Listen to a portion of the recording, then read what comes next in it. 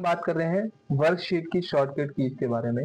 Worksheet की shortcut keys क्या होती हैं और किस तरीके से काम करते हैं। मैं कुछ पेजेस ले लेता हूं ताकि किसी वर्कशीट के ऊपर ही वर्कशीट हमारे पास कई सारी होनी चाहिए, तभी हम इजिली काम कर पाएंगे।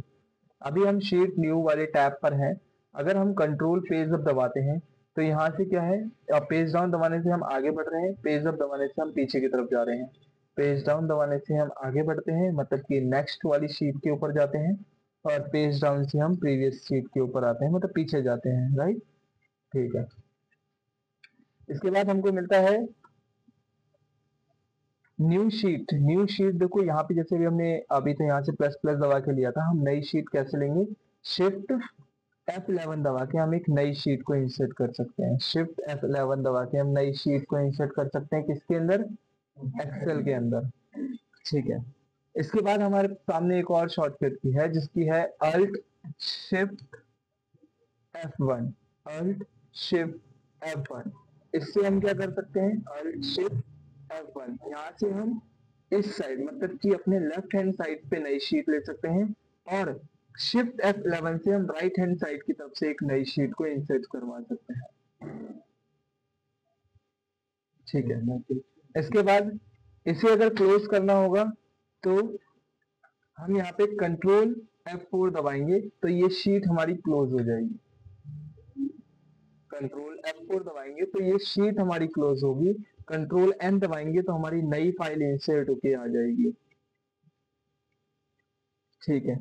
इसके बाद कंट्रोल W दबाएंगे तो क्लोज फाइल होगी, सेम वैसी ही क्लोज फाइल हो गई। कंट्रोल N दबाएंगे तो न्यू फाइल आ गई हमारे पास।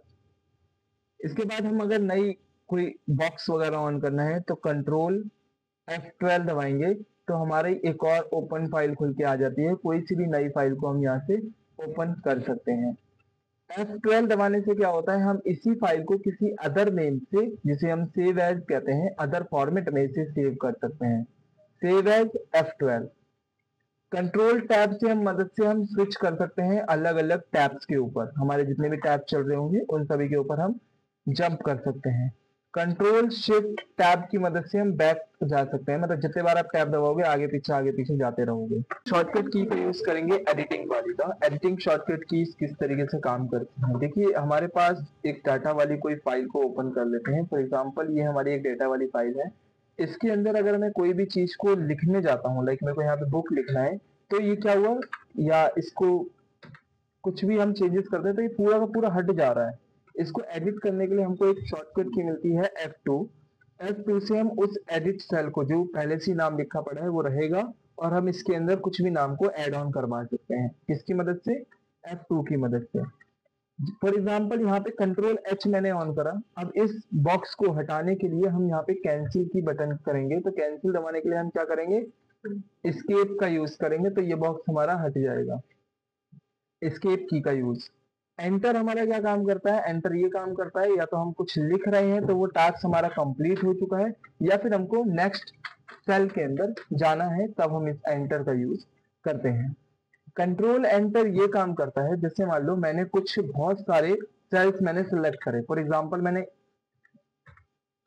इतने हमने सेल्स को सिलेक्ट कर लिया, सभी में मेरे को सेम वैल्यू देनी है 99, तो मैं कंट्रोल एंटर दबाऊंगा तो सभी के अंदर सेम वैल्यू आ जाएगी एक ही बार में। जितने मेरे सेल सेलेक्ट होंगे उन सभी के ऊपर क्या होगा कि वो सभी की सभी फिल हो गया एक ही बार में। शिफ्ट एंटर दबाएंगे तो क्या हो रहा है कि जो हमारा कर्सर है, जो सिलेक्शन सेल है, उसी के अंदर से हम किसमें कहाँ पे जाना है और क्या लिखना है वो हम यहाँ पे लिख सकते हैं। शिफ्ट एंटर की मदद से, मतलब मूव कर सकते हैं अप की तरफ। ऑल्ट एंटर की मदद से हम क्या कर सकते हैं, जैसे हमने कोई नाम लिखा, फॉर एग्जांपल मान लेते हैं मैंने यहाँ पे एक नाम लिखा, आकाश कुमार।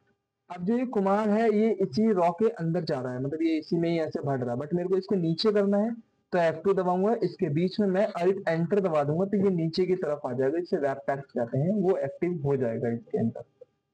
ठीक है। डिलीट जो की है वो डिलीट करने का ही काम करेगी। जो भी टेक्स्ट लिखा पड़ा है या जो भी नंबर्स लिखे पड़े हैं उन सभी को डिलीट करने के लिए हम इसका यूज कर सकते हैं। स्ट्राइक टुगेदर, फॉर एग्जांपल मैंने आकाश लिखा, एंटर करा, इसके ऊपर यहाँ पे क्या करेंगे, कंट्रोल शिफ्ट के दबाएंगे एक मिनट, इसमें सबसे पहले हमको F2 दबाना पड़ेगा। मैं इसे क्लोज कर देता हूँ।